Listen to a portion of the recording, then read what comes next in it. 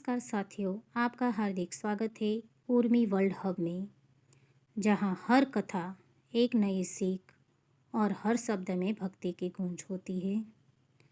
आज हम बात करेंगे त्रिदेवों में सर्वश्रेष्ठ, वैराग्य और शक्ति के प्रतीक, आदि और अनंत के स्वामी भगवान शिव के जन्म के रहस्य की।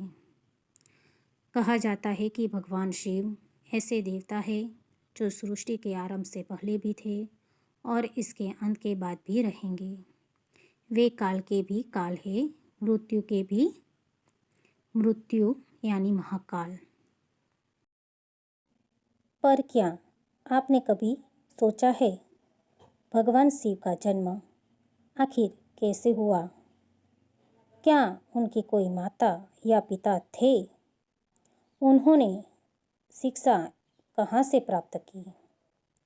और क्या वे भी किसी के शिष्य रहे हैं? उन्होंने अपना दिव्य ज्ञान किन किन को दिया?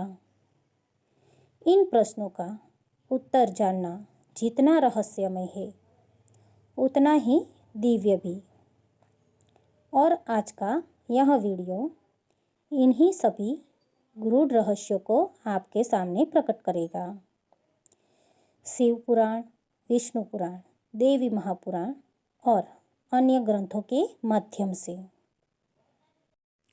तो कृपया वीडियो को बिना स्किप किए अंत तक जरूर देखें, क्योंकि आज आप जानेंगे वो बातें जो शायद आपको अब तक किसी ने पूरी तरह नहीं बताई।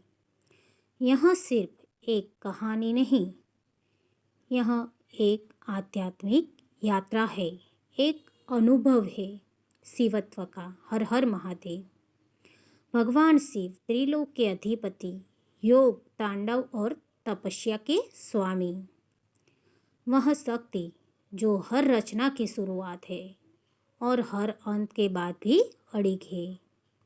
पर क्या आपने कभी सोचा है जिनके आगे काल भी नतमस्तक है वो खुद कैसे प्रकट होंगे?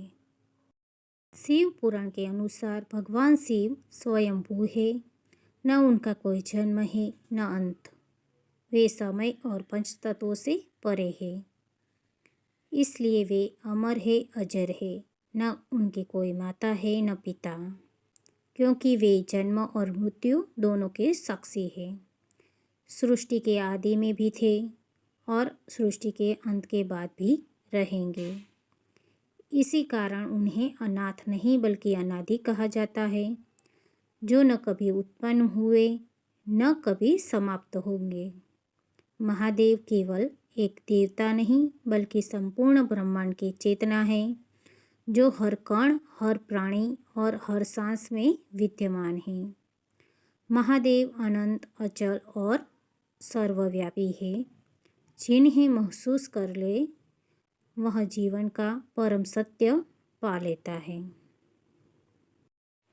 विष्णु पुराण में वर्णन मिलता है कि सृष्टि के आरंभ में जब चारों ओर केवल अनंत जल और मौन व्याप्त था, तब भगवान विष्णु योग निद्रा में स्थित थे। तभी उनके मस्तक से एक अद्वितीय तेजस्वी प्रकाश प्रकट हुआ, जिसने समस्त दिशाओं को आलोकित कर दिया। उसी दिव्य तेज से भगवान शिव का प्राकट्य हुआ और उस तेज की दूसरी किरण से कमल पर विराजमान 4 मुखों वाले ब्रह्मा जी का जन्म हुआ, जिन्होंने आगे चलकर सृष्टि की रचना की। दूसरी ओर शिव पुराण में इसका विपरीत उल्लेख है, जहाँ कहा गया है कि अनादि अजन्मा और परमेश्वर भगवान शिव के घुटनों से निकले मेल से भगवान विष्णु की उत्पत्ति हुई और उनसे आगे ब्रह्मा जी प्रकट हुए। भले ही इन दोनों पुराणों के कथानक में क्रम का अंतर है, किंतु दोनों ही इस बात पर सहमत है कि भगवान शिव सृष्टि के आदि से ही सर्वोच्च, सनातन और सर्वव्यापी है। वे समय, जन्म और मृत्यु से परे है। उनका कोई आरंभ है न कोई अंत, और वे अनंत काल तक समस्त ब्रह्मांड के साक्षी बने रहते हैं। एक बार ब्रह्मा जी और भगवान विष्णु के बीच यह विवाद हुआ कि सृष्टि में सबसे श्रेष्ठ कौन है। तभी अचानक उनके मध्य एक अद्भुत आकाश छूता हुआ जलता अग्निस्तंभ प्रकट हुआ, जिसकी ऊंचाई और गहराई का कोई अंत नहीं दिखाई दे रहा था। उसी समय आकाशवाणी हुई, जो इस अग्निस्तंभ का आदि या अंत खोज लेगा वही सृष्टि में सबसे महान कहलाएगा। चुनौती स्वीकार कर ब्रह्मा जी अपने हंस वाहन पर सवार होकर ऊपर की ओर उड़ चले, जबकि विष्णु जी वराह रूप धारण कर धरती के गर्भ में नीचे की ओर चले गए। अनंत समय तक खोजने के बाद भी कोई शिखर नहीं मिला, न कोई आधार। अंततः दोनों थक कर लौट आए और अपनी असफलता स्वीकार कर ली। तभी उस अग्निस्तंभ के मध्य से स्वयं महादेव प्रकट हुए। त्रिनेत्रधारी जटाधारी, गले में सर्प लपेटे, दिव्य तेज से आलोकित उन्होंने स्पष्ट कर दिया कि वे ही सृष्टि के आदि है और अनंत है, और समस्त ब्रह्मांड में सर्वोच्च स्थान उन्हीं का है। एक बार ब्रह्मा जी ने भगवान शिव से निवेदन किया कि वे उनके पुत्र रूप में प्रकट हो। शिव ने सहमति दी और एक दिन ब्रह्मा की गोद में एक सुंदर बालक प्रकट हुआ, जो जोर जोर से रो रहा था। ब्रह्मा ने उसका नाम पूछा तो शिव मुस्कुराकर बोले, मेरा कोई नाम नहीं है। ब्रह्मा ने उसका नाम रखा रुद्र, जिसका अर्थ है जो रोता है।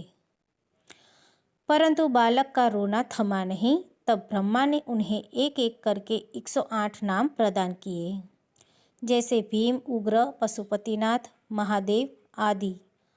हर नाम के साथ उनकी दिव्य आभा और तेज और बढ़ता गया। अंततः इन पवित्र नामों से उनका क्रोध शांत हुआ और वे प्रसन्न होकर समस्त सृष्टि के कल्याण का संकल्प लेने लगे। यही रुद्र के 108 नामों की अद्भुत कथा है, जो आज भी भक्तों के हृदय में श्रद्धा जगाती है। श्रीमद् देवी भागवत पुराण के अनुसार देवी दुर्गा और शिव स्वरूप सदाशिव के दिव्य योग से ब्रह्मा, विष्णु और महेश की उत्पत्ति हुई। इस प्रकार देवी दुर्गा को तीनों लोकपालों की माता और सदाशिव को पिता कहा गया है।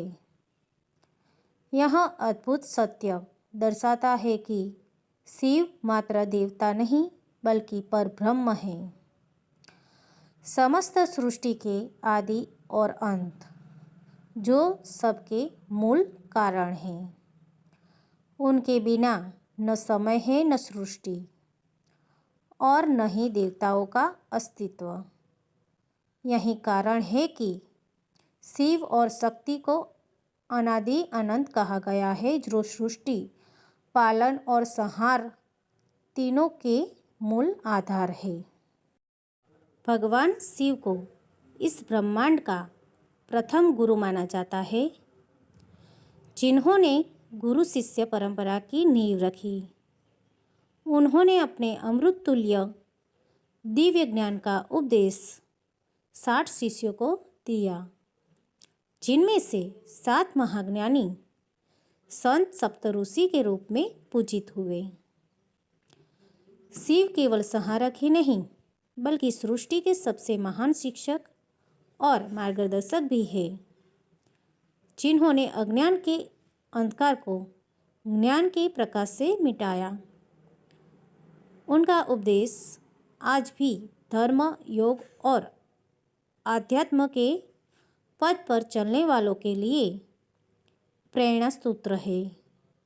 इसीलिए उन्हें आदि गुरु और जगत के पथ पर प्रदर्शक के रूप में वंदना की जाती है। भगवान शिव का न कोई जन्म है न कोई अंत। वे स्वयं ब्रह्म है, अनादि है, अजन्मा है। समय और सृष्टि की सीमाओं से परे वे आदि भी है और अनंत भी। सृष्टि के आरंभ से पहले उनका अस्तित्व था और सृष्टि के लय होने के बाद भी वे रहेंगे। यही कारण है कि हर युग, हर काल में उनकी पूजा सबसे पहले होती है। वे केवल देवता नहीं बल्कि संपूर्ण चेतना, सत्य और अनंत ऊर्जा के प्रतीक है। उनके रौद्र रूप में संहार की शक्ति है तो शांत स्वरूप में करुणा और ज्ञान का अथाह सागर। वे योग के आदि गुरु, धर्म के रक्षक और भक्ति के परम आधार है। हर कण में, हर प्राणी में और हर श्वास में उनका ही वास है। उनकी महिमा वर्णन शब्दों में संभव नहीं, क्योंकि वे स्वयं शब्दों से परे है। आइए श्रद्धा और भक्ति से एक स्वर में पुकारे हर हर महादेव। अगर आपको भगवान शिव की यह दिव्य कथा पसंद आई हो तो वीडियो को लाइक जरूर करें, कमेंट में लिखें हर हर महादेव और चैनल उर्मी वर्ल्ड हब को सब्सक्राइब करना बिल्कुल ना भूलें। धन्यवाद।